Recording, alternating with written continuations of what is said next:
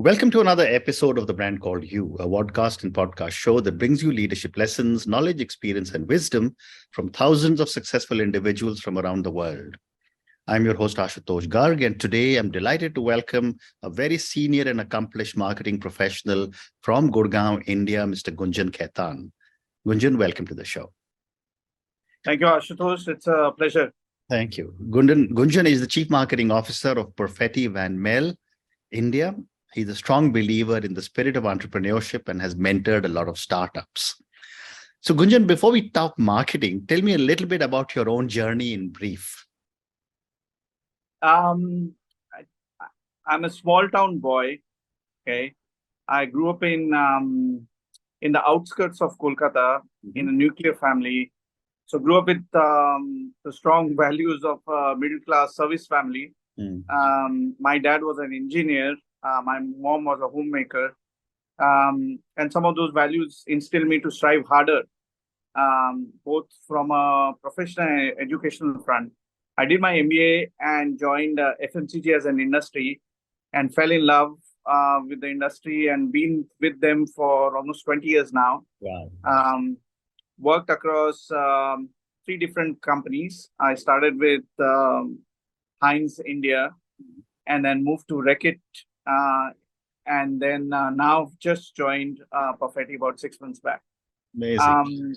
I've worked across almost 14 categories during these 20 years and in 4 different countries from one end of the globe to another. And what it taught me is to be agile and practice flexibility, whether it's mental, whether it's people, whether it's change. Personally, in a very happy state, coming back to India, have a small family, wife and a 12-year-old son. We moved back to India almost after 10 years. So super excited, but still adjusting. Fantastic. Fantastic. So now let's talk marketing, Gunjan. And let me start by asking you, given the amount of experience you have, what goes into building a successful brand? I think it's a bit of a complicated question to answer. Absolutely. There's no right or wrong answer here. Correct. It's my interpretation is what I would say. Yeah. I think besides blood and sweat, there are many things that go into building a strong brand. I think prima facie, it's important for us to have a deep understanding of our core consumer. Okay, understanding their motivations in life in the context of the category, right?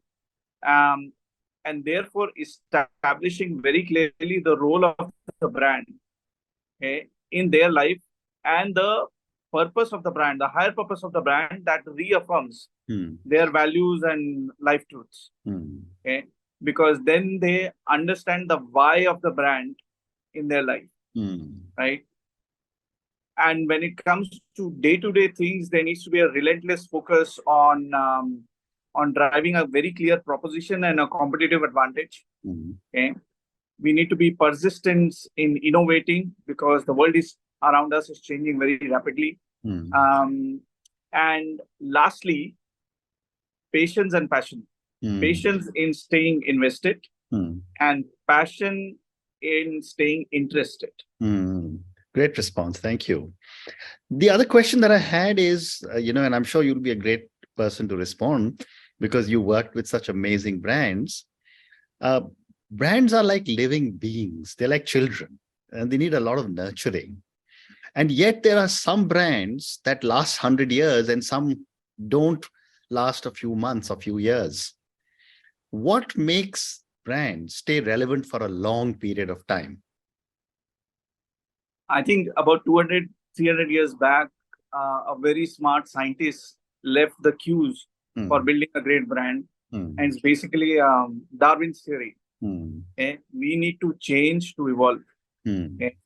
And brands that have consistently changed in response to how their environment changed, how their consumers change, are the ones who have stayed relevant and therefore lived through 100, 200 years, right?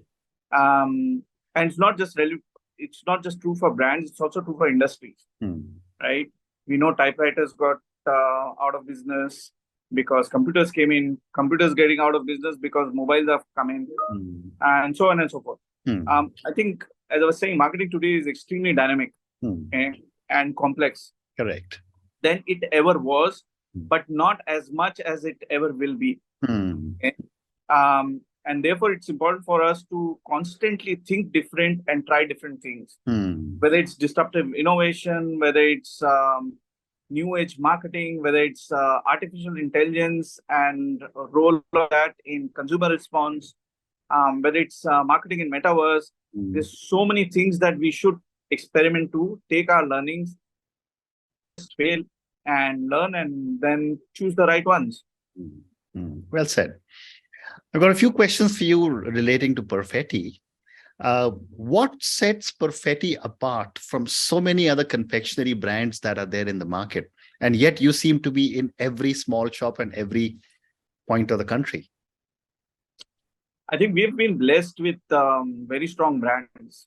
Okay, we are market leaders in most of the categories we play in. Okay, and this is a result of a lot of good work that generations before me have done. I've been in a fortunate position to reap the benefit of their hard work. What we constantly do, therefore, is to have very clear playgrounds for our brand, which we call as demand spaces. Okay, and therefore we stay very focused on a sharp positioning for our brand and consistent imagery that we drive through our innovation, our communication, our activations. Okay. On top of it, as an organization, we invest consistently in our brands in India, and we also innovate relentlessly. Okay, because this is an impulse category, and you have to stay relevant. Correct. And the most important thing is people that work in this organization are extremely passionate about their work, about the category, about the industry. So they're always trying and doing different things. So that, I would say, would be a reason why Perfetti in India is so successful. Very interesting. And when it comes to maintaining a strong brand identity, India is a multicultural, very diverse country with multiple types of preferences. How do you maintain such a strong brand identity across so many different cultures and diverse human beings in our country? So having been in India long enough, I think we understand the cultural nuances and the flavor profiles of different parts of India. And we innovate consistently to that insight, right? Coupled with a strong distribution network that takes those products to every nook and corner, and we can make careful choices on what goes where. We call it a must-sell list. But most importantly, in spite of all these differences, we ensure that the brand is consistent to everyone. Okay? The imagery, the personification of the brand is exactly the same to a person in Tamil Nadu as it is to a person in Jammu and Kashmir, right? And that kind of binds all these things that we do together with one thread. Right? Interesting. Very interesting.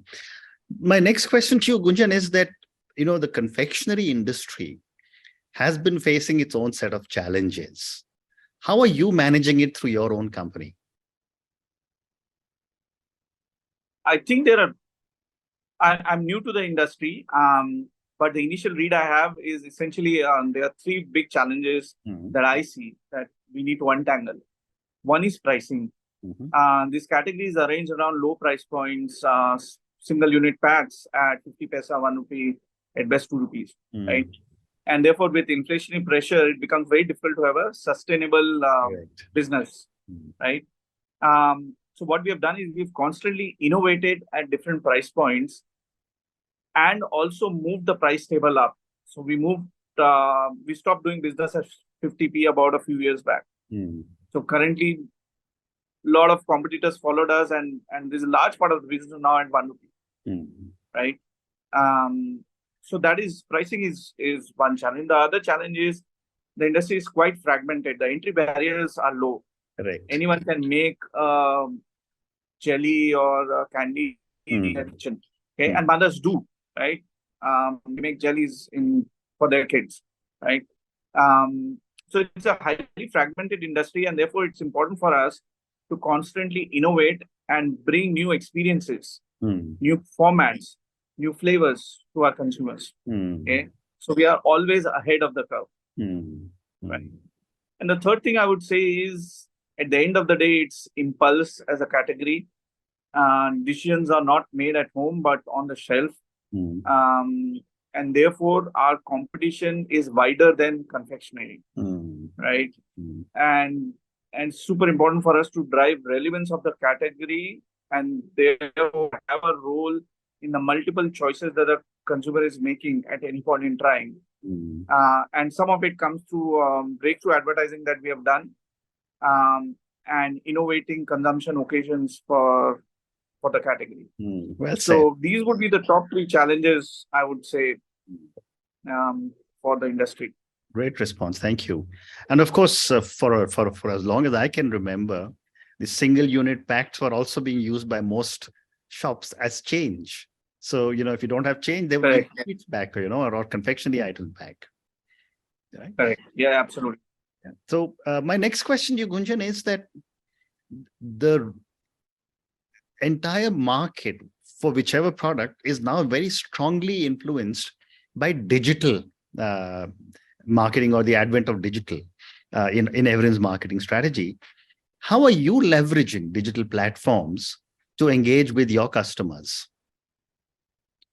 I think digital platforms are super important in today's age, irrespective of the category you play in.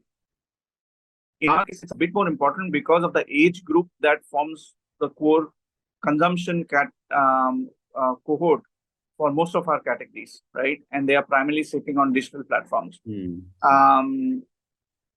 For us, digital is an incremental reach builder, okay? And we choose the platform basis the purpose of activation. So if I have to drive reach, I go to a certain platform. If I have to drive engagement and brand love, I go to a slightly different platform. If I have to drive sales, I go to a slightly different platform, right? We also do a lot of test and learn to identify new opportunities, new ways of communication on this platform, new ways of engagement with our consumers, and sometimes even new platforms. And in the recent years, there's so many new platforms that are mushroomed, especially in India. So all the concept of trying to go with one or two big scale platforms is currently out of the window. So you're constantly trying, okay, let's try something here and something there and see what sticks. Okay. And we work with very, very clear KPIs and measure them to monitor the impact of one platform over another. Very interesting. And how do you maintain loyalty to your brand in such a highly fragmented and competitive industry? I mean, great question. As I was saying, this is such a fragmented industry. I think, as I said, we invest consistently in our brands, which means we produce great advertising and we put money behind the advertising. So we are always trying to push the Tom and Spawn on our brands. And considering it's an impulse category, that kind of helps at the point of decision making for us. We do a lot of activation on ground and visibility on ground to ensure that consumers choose us or anyone else. We are very consistent in our brand imagery. Okay. We have, and this springs from some of the work we did on demand spaces about 5-6 years back. And we have clearly carved out role of each brand in our portfolio. Right. And at the end of the day, every category, every brand boils down to the same thing: giving consumer the right value and right experiences. Correct. So they can understand the role of that brand in their life, which is what we try and do every day. Well said. Well said. The other question, which is not necessarily for Perfetti, but for you as a marketing leader, is how does an organization measure the success of its marketing campaigns? And what are some of the key performance indicators that you would monitor? I think measurement of any campaign is super important. I've been in situations where we have all been happy about the work we were doing, but no one could figure out whether that work is really driving value for the organization, right? Um, so it actually depends on the purpose of the campaign. If the campaign is about awareness, I would probably monitor views. Okay. Whereas if it is about conversion or consideration, I would monitor click-through rates and add to basket. And if it's traditional media, you run a campaign for 4 to 6 weeks, monitor the results for the next 12 weeks to see if there is a lift versus pre versus post. Okay. So there are many ways of measuring this. You also track your imagery scores on a consistent basis to see if campaigns are really building imagery or taking away from it. So there are a whole host of tools that we use and try and triangulate some of that information to see if a campaign is working or not. Well said. My next question is, again, this is for so many young people who will listen to our conversation. Would it be possible for you to talk about any one of your recent product launches and the strategies you employ to ensure the success of the product? We launched a lot actually last year, but one launch that stands out is a tennis ball shaped gum. Okay. That we launched in a brand called under a brand called Center Food. And the product was super innovative. We tested a new price point with that, and it's showing great result for us. And a lot of it was the innovative idea itself. It's a discovery for consumers in India, having a chewing gum like that. We got the product right, we got the coating right, we got the flavor right. Everything was unique, though. It's a pineapple flavored gum. You don't see it that often in India. But then we also supported it with a lot of good money and new age marketing. So we went digital, we used a lot of influencers. We took the concept of gully cricket, which is quite popular in India. We have all grown up playing, I'm sure you've played gully Everyone cricket, has, absolutely. Right? So we took that and did a twist on that using the centerfold tennis ball, in the sense that if you were to play gully cricket with tennis ball, how could that be on all the awkward situations that it leads to and so on. So it's a mix of humor, it's a mix of engagement. So overall, it was a very well packaged launch, and that reaped the right results for us. Recently, we have roped in one of India's premier cricket players, Harmanpreet, who is the captain of our Indian cricket team and was the winning captain of Mumbai Indians, on the same campaign. And that, along with the influencers, is leading to these very funny and super engaging videos that we have now spreading on Instagram. How wonderful! How wonderful! My next question, Q, is on trends that you are noticing. What are some of the key trends, marketing trends you foresee that will impact the confectionery industry?